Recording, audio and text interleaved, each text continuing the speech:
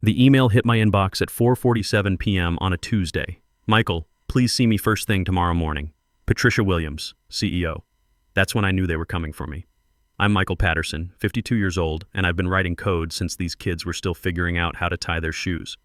15 years at Apex Technologies, watching this company grow from 12 people in a rented office to a billion-dollar corporation. And now they wanted me gone. But here's the thing they didn't count on. My shares had been fully vested since our IPO back in 2018. All 20,400,000 of them. At yesterday's closing price of $3.02 per share, we're talking about $7.2 million sitting in my E-Trade account. They were about to hand me the biggest severance package in corporate history, and they didn't even know it. Look, let me back up and tell you how we got to this point. When I joined Apex in 2009, the company was just Patricia Williams and 11 other people crammed into a space above a Starbucks in downtown San Jose. I was employee number 8, brought in to build their entire back-end infrastructure from scratch. Patricia was different back then, hungry, scrappy, actually listened when her engineers talked. She promised me real equity if I helped build something special. Those early years were something else. We'd work 80-hour weeks, live on pizza and Red Bull, and genuinely believe we were changing the world. I designed the entire authentication system that still handles 2 million logins daily. My code runs 90% of their core operations. Without my architecture, Apex would collapse faster than a house of cards in an earthquake. But you know how success changes people. As Apex grew from startup to IPO darling, Patricia started bringing in her Stanford MBA buddies. First came James Morrison, her old fraternity brother, as VP of Operations. Then Nancy Phillips from her previous company as HR director. Suddenly, those of us who'd built the company from nothing started feeling like outsiders in our own house. The real shift happened when Patricia's nephew graduated college 2 years ago. Tommy Williams, 24 years old, computer science degree from UC Davis, and about as qualified to run engineering as my neighbor's cat. But family's family, right? Tommy got fast-tracked to senior project manager, making architectural decisions about systems he couldn't even pronounce correctly. That's when the modernization initiative started. Every meeting, Tommy would push to rewrite everything in whatever framework he'd read about on Medium that week. Never mind that our current system handled 50 million transactions daily without breaking a sweat. Never mind that a complete rewrite would cost $20 million and take 3 years minimum. Tommy had discovered microservices, so obviously we needed to scrap 15 years of battle-tested code. I pushed back hard. In every architecture review, I'd explain why our monolithic approach worked, why the proposed changes would create more problems than they solved, why fixing what wasn't broken was corporate suicide. The other senior engineers agreed with me privately, but they'd sit there silent as church mice during meetings. They had mortgages and families to think about. And honestly, I get it. At 52, with my daughter Emma halfway through medical school at UCSF and my son Jake finishing junior year at Stanford, I should have kept my mouth shut too. My divorce 3 years ago had already cost me half my savings. Mom's assisted living facility runs $5,000 a month, and those bills don't pay themselves. I needed this job as much as anyone. But sometimes you reach a point where you just can't watch incompetence destroy everything you've built. The breaking point came during last month's quarterly engineering review. Tommy stood up there with his PowerPoint presentation, because of course he uses PowerPoint for technical specs, and announced his latest brilliant idea. He wanted to migrate our entire customer database to a NoSQL solution because relational databases are so 2010. I watched Patricia nod along like it made perfect sense. Like we weren't talking about 200 terabytes of financial transaction data that needed ACID compliance to function properly. Tommy, I said, trying to keep my voice level, we're processing credit card transactions and bank transfers. You can't just dump customer financial data into MongoDB and hope for the best. We need guaranteed consistency. The room went dead quiet. You could hear the air conditioning humming. Tommy's face turned the color of a fire truck. Michael, I think you're being resistant to innovation. Maybe it's time for some fresh perspective on this team. Fresh perspective. Yeah, I knew what that meant. Maybe it's time for some younger engineers who won't question the CEO's nephew when he suggests we rebuild NASA with Legos. That's when I started paying closer attention to the signs. And boy, were there signs. My access to certain production systems had been quietly revoked. For security reasons, Nancy explained when I asked. Projects I'd led for years were suddenly reassigned to distribute the workload better. The weekly architecture meetings I'd been running since 2011 were moved to times when I had standing appointments. Then I'd get passive-aggressive emails about my attendance issues. Nancy from HR started scheduling random check-ins to discuss my integration with the evolving team dynamic. She'd ask questions like, "How do you feel about mentoring younger team members?" And "What are your thoughts on adapting to new methodologies?" while furiously taking notes on her laptop. They thought they were being subtle. Build a paper trail, create a narrative about an older employee who couldn't adapt to change, then push me out before my equity became too expensive to buy back. It's corporate downsizing 101. Here's what they didn't realize, though. They'd already missed their window. See, when I joined Apex in 2009, my equity package included 800,000 shares with a standard 4-year vesting schedule and a 1-year cliff. But there was also an acceleration clause buried in the fine print. If the company went public or got acquired, all unvested shares would immediately vest at 100%. When Apex went public in March 2018, that acceleration clause kicked in like a rocket booster. Every single one of my shares vested instantly. But here's the beautiful part. My original 800,000 shares had split 3-for-1 in 2015 when we hit our first $100 million revenue milestone. So by the time we went public, I owned 2,400,000 fully vested shares. I kept this little detail to myself while watching them choreograph my professional execution. The pattern was almost artistic once you knew what to look for. Tommy would assign me impossible deadlines on projects outside my expertise, then act shocked when I couldn't deliver.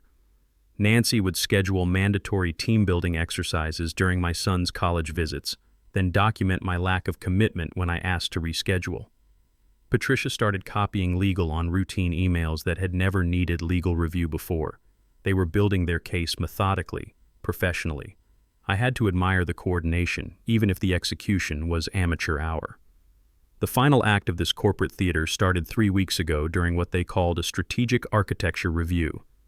Tommy had prepared another one of his slide decks, this time proposing we replace our entire authentication system, the one I'd designed, built, and maintained for 12 years, with some blockchain-based identity verification platform his college buddy had cooked up in a garage.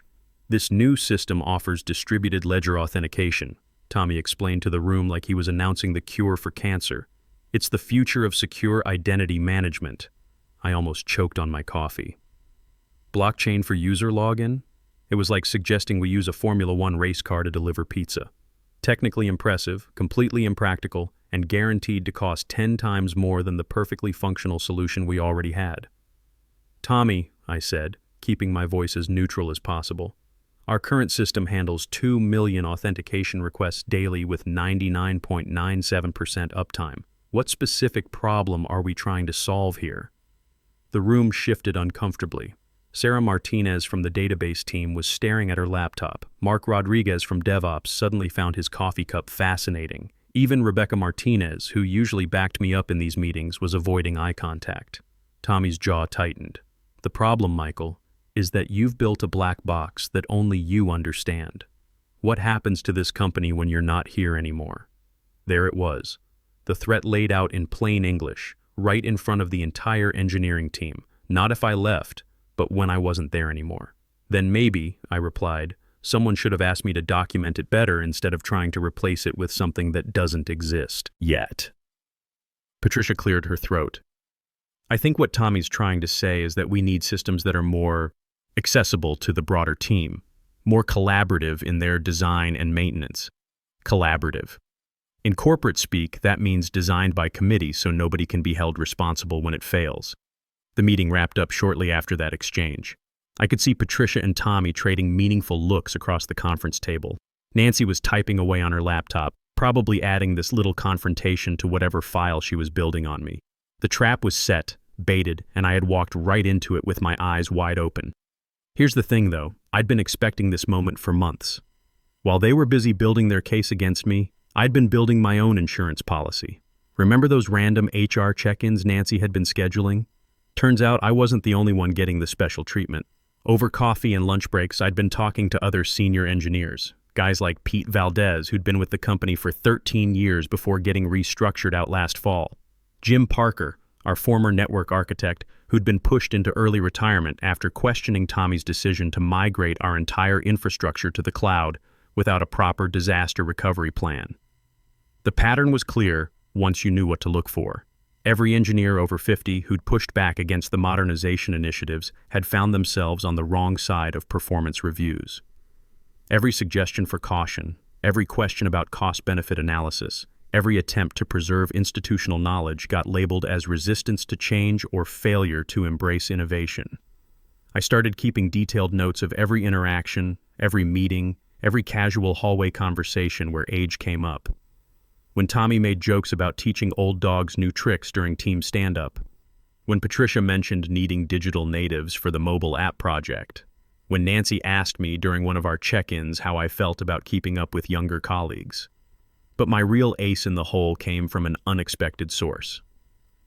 See, I'd been at Apex long enough to know where all the bodies were buried, metaphorically speaking. I knew which systems were held together with duct tape and prayer. I knew which innovative solutions from previous years had quietly been rolled back because they didn't actually work. And I knew that for all their talk about modernization, the company was completely dependent on legacy code that only a handful of us older engineers really understood. More importantly, I knew Rebecca Martinez in legal, who'd been with the company almost as long as I had. Rebecca and I had worked together on compliance reviews, data security audits, and patent applications. She knew the technical side better than most lawyers, and she'd seen firsthand how the company had changed over the years. 2 weeks ago, Rebecca pulled me aside after a particularly brutal architecture meeting where Tommy had essentially accused me of sabotaging progress. "Mike," she said quietly, "you need to be careful. They're building a case." "I know," I told her. "Question is, what kind of case am I building?" That's when Rebecca told me something interesting. As part of her legal duties, she'd been reviewing email retention policies and had noticed some concerning patterns in management communications. She couldn't share specifics, attorney-client privilege and all that, but she strongly suggested I might want to consult with an outside employment attorney. Just hypothetically, she said, if someone were to file an EEOC complaint alleging age discrimination, the discovery process might reveal some very interesting internal communications. I took her hint and called Sarah Torres. No relation to Rebecca, just a coincidence. Sarah's a former prosecutor who'd transitioned into employment law, specializing in workplace discrimination cases. She's not some white-shoe corporate lawyer, just a scrappy advocate who understands how big companies operate. Our first meeting was eye-opening.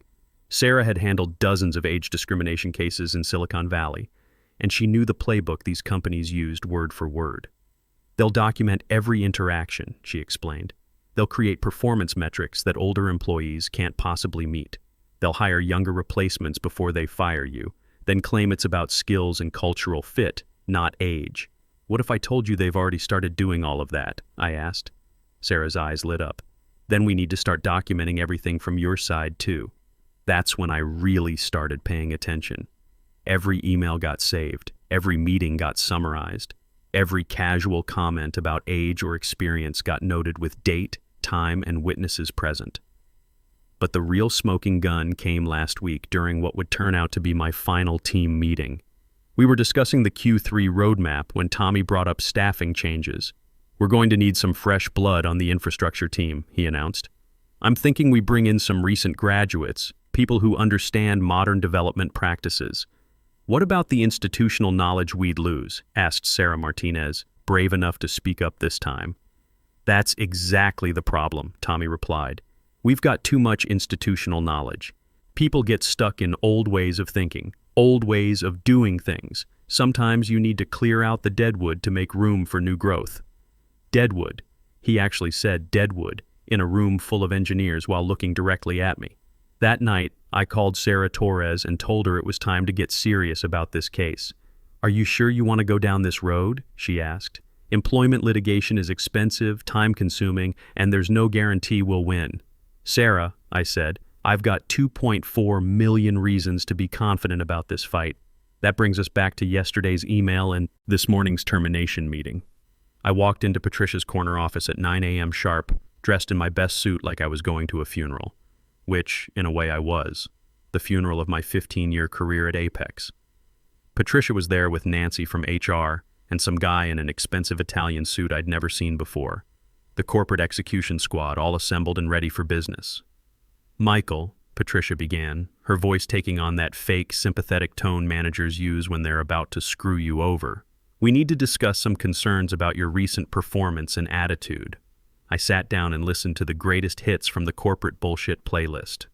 Difficulty adapting to new methodologies, resistance to collaborative problem solving, challenges integrating with evolving team dynamics, failure to embrace the company's innovative culture. It was almost impressive how they'd turned, I know what I'm talking about, and you don't, into performance deficiencies requiring immediate corrective action. The expensive suit introduced himself as Richard Blackstone from White & Case, brought in to make sure everything was documented properly and legally bulletproof. This wasn't just a firing, this was a corporate assassination with a paper trail. "We're prepared to offer you a generous severance package," Nancy said, sliding a folder across the mahogany table. 6 months' salary, continuation of health benefits, and positive references, all in exchange for signing a standard non-compete agreement and general release of claims. I flipped through the paperwork while they watched me like vultures waiting for roadkill to stop moving. The non-compete was brutal. 2 years, covering basically every tech company in Silicon Valley. The release was even worse, waiving my right to sue for anything that had happened during my entire employment. "This is quite comprehensive," I said, still reading. "You've really thought of everything." "We believe in being thorough," Blackstone replied, with the kind of shark smile you see in legal thrillers. "I'll need some time to review this with my attorney," I told them. Patricia's eyebrows shot up. She clearly hadn't expected me to have legal representation ready to go.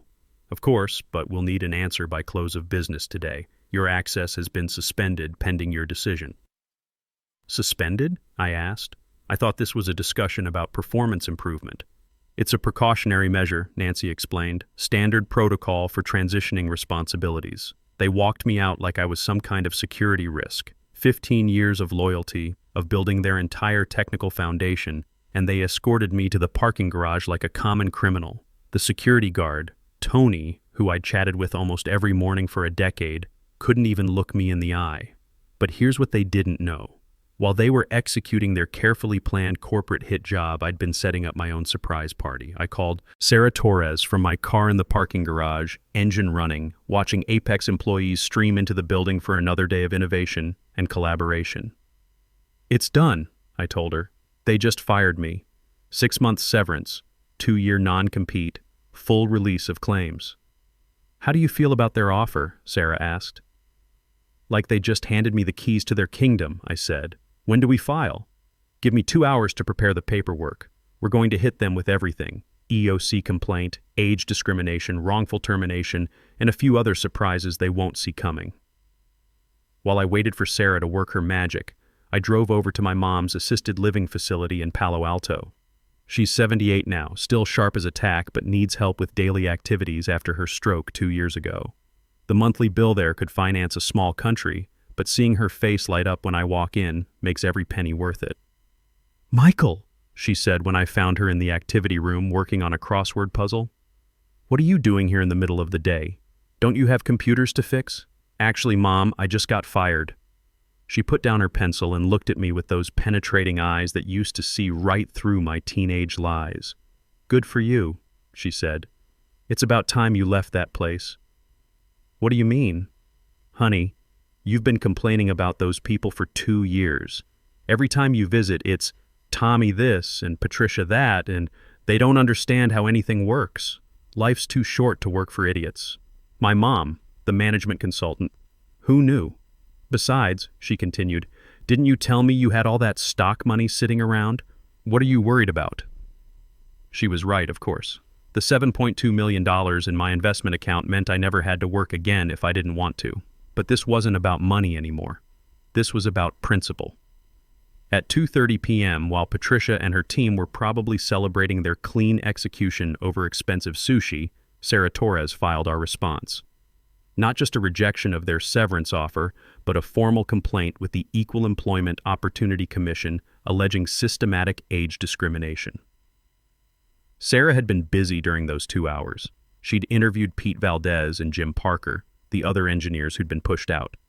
She'd documented the pattern of hiring younger replacements at lower salaries. She'd compiled statistics showing that 73% of employees terminated over the past 2 years had been over 45, while the company's hiring had skewed heavily toward recent graduates. But the real nuclear bomb was sitting in Sarah's briefcase, courtesy of a discovery request she'd filed as part of a previous case. Remember Rebecca Martinez mentioning interesting patterns in management communications? Turns out she'd been building her own file of concerning emails, not for any legal case, but just because she's a lawyer, and lawyers notice things like patterns of potentially discriminatory language. When Sarah explained that we might need internal communications for our case, Rebecca had a sudden attack of conscience about her duty to protect the company from legal liability. The best way to do that, she reasoned, was to make sure any problematic communications were properly reviewed by outside counsel. So she accidentally, on purpose, included a particularly damning email chain in a routine legal review that Sarah had requested for another client's case 6 months earlier. By the time anyone realized the mistake, the cat was already out of the bag and climbing all over the discovery process. The email chain was a thing of beauty. The subject line read HR Strategy, Senior Staff Optimization, and the participants were Patricia, Tommy, and Nancy, dating back 8 months. Patricia had written, "Tommy's assessment is correct. We need more agility in the engineering department. These older engineers are set in their ways and frankly expensive. Let's develop a transition plan to bring in younger talent at more competitive salary ranges." Nancy's response, agreed on the strategic direction. "I recommend we focus on collaboration and adaptability metrics rather than pure technical performance. Legal suggests building robust documentation around cultural fit and team integration issues." Tommy's contribution was the cherry on top. "Mike Patterson especially needs to go. Guy's a dinosaur who undermines my authority in every meeting. Plus his comp package is ridiculous for what he actually contributes. We could hire 3 junior engineers for what we're paying him. Age discrimination in writing, with a clear plan to manufacture pretextual reasons for termination, and explicit acknowledgement that salary cost was a motivating factor. It was like they'd written a how-to guide for violating federal employment law. When Sarah served this evidence along with our EEOC complaint, Apex's legal team must have needed immediate medical attention. Within 48 hours, Apex's entire legal strategy went from confident offense to desperate defense. Richard Blackstone, who'd been so smug during my termination meeting, was now calling Sarah Torres every few hours trying to arrange settlement talks. "They want to meet," Sarah told me over the phone.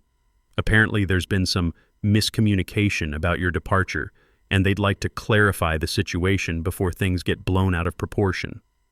Miscommunication? I laughed.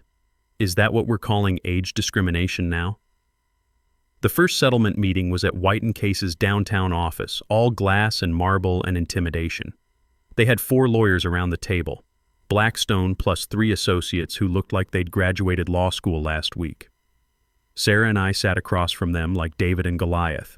If David had 2.4 million shares of stock, and Goliath had just realized he'd stepped in quicksand. Patricia tried to play hardball initially. "This is all a misunderstanding," she insisted. "Michael's termination was purely performance-based. Those emails were taken out of context. We were discussing general workforce planning, not targeting any specific individual." Sarah smiled and opened her briefcase. "Would you like to see the statements from the 5 other employees over 45 who were terminated using identical language about collaboration issues and cultural fit? Or should we start with the statistical analysis showing your hiring patterns favor candidates under 30 by a factor of 4 to 1? Blackstone looked like he'd swallowed a live fish. "Perhaps we should discuss resolution options." Here's where it got interesting. They offered me full reinstatement with back pay, a promotion to principal engineer with a $40,000 salary bump, and a formal apology from the company. They'd also implement mandatory anti-discrimination training and establish an independent review process for all future terminations of employees over 45. It was everything I should have wanted: vindication, promotion, protection for other older workers, the complete corporate surrender. "I appreciate the offer," I told them, "but I'm not interested in coming back. You could have heard a pin drop in that conference room." Patricia looked genuinely confused. "Why wouldn't you want your job back?" "Because," I said, "I don't want to work for people who tried to destroy my career based on my age. Call me old-fashioned." Sarah had prepared for this response. We negotiated a different kind of settlement. Apex would pay me $850,000 in damages plus all legal fees. They'd provide a glowing reference letter acknowledging my contributions to the company's success. Most importantly, they had to send a company-wide memo explaining that my departure was voluntary and that age discrimination would not be tolerated going forward. The individual consequences were particularly satisfying. Patricia had to complete 40 hours of sensitivity training and submit to quarterly performance reviews by the board of directors. Tommy was transferred to strategic initiatives, corporate speak for a dead-end role where he could play with PowerPoint all day without hurting actual operations. Nancy was demoted to HR specialist and put on a 6-month performance improvement plan. But here's the beautiful part. I still owned every single one of my 400,000 shares. At yesterday's closing price of $3.18, that portfolio was worth $7,632,000. Add the settlement money, and we're talking about enough wealth to fund a very comfortable retirement. The best revenge? I used some of that money to start Patterson Systems Consulting. Turns out there's a huge market for helping companies maintain their legacy infrastructure while avoiding the pitfalls of unnecessary modernization. My first client was Dataflow Solutions, Apex's biggest competitor, who was thrilled to hire someone with intimate knowledge of their rival's technical architecture and operational weaknesses. Within 6 months, I'd landed contracts with 4 other companies in the industry. Word gets around fast in Silicon Valley when you can help organizations avoid multi-million-dollar mistakes in the name of innovation. Emma finished her medical residency last month and landed a position at UCSF's cardiology department. Her student loans are paid off thanks to the settlement money. Jake graduated from Stanford with a computer science degree and 0 debt. He's working for a startup now, building something actually innovative instead of just slapping buzzwords on existing solutions. Mom's assisted living is paid through 2030, with enough left over for the occasional family vacation. Last month, we took a cruise to Alaska, something I'd been promising to do for years but never had the time or financial security to arrange. The funniest part? Patricia sent me a LinkedIn connection request 3 weeks ago. I haven't decided whether to accept it yet, but I'm leaning toward yes. After all, I want a front row seat when Apex's legacy systems start failing and they realize they fired the only person who really understood how to maintain them. That conversation happened sooner than I expected. Last Tuesday, their authentication system went down for 6 hours during peak trading time. Cost them an estimated $2.3 million in lost revenue and customer compensation. The outage was caused by a memory leak in a module I'd written warnings about for 3 years. Warnings that Tommy had dismissed as fear-mongering from someone resistant to change. They called me that evening. Not Patricia or Tommy, but Rebecca Martinez from legal, asking if I'd consider coming in as an emergency consultant to fix the problem. My consulting rate is $500 per hour, I told her. Minimum 40-hour engagement, payable in advance. That's substantial, Rebecca said. Rebecca, you guys just lost $2.3 million because you fired the person who could have prevented this outage. My rate's looking pretty reasonable right now. They paid it. All $20,000 wired to my business account before I even walked in the building. It took me 6 hours to fix what would have taken their current team 6 weeks to figure out, assuming they could figure it out at all. Tommy was there during the repair, watching me work on code he'd spent 2 years trying to replace. He didn't say much, just stood there, looking like someone who'd finally realized he was in way over his head. You know, I told him while running the final tests, if you'd spent half as much time learning these systems as you did trying to replace them, you could have been a pretty good engineer. He nodded quietly. Maybe he was finally learning something. As I walked out of Apex that day, for what I assumed would be the last time, I felt something I hadn't experienced in years. Not anger, not vindication, just simple satisfaction. They'd tried to throw me away like an old computer that couldn't run the latest software. Instead, they'd discovered that sometimes the old hardware is the only thing that actually works. My phone's been ringing nonstop since word got out about the Apex consultation. Apparently, there are a lot of companies out there who've realized that firing experienced engineers in favor of fresh perspectives might not be the smartest long-term strategy. At 52, I'm busier than I've ever been, making more money than I ever imagined, and working with people who actually value experience over PowerPoint presentations. Sometimes the best revenge isn't getting even, it's building something better while watching your old company realize what they gave up. I think I will accept that LinkedIn connection from Patricia after all. I want to make sure I don't miss it when they inevitably need my help again. That's going to be another fun conversation.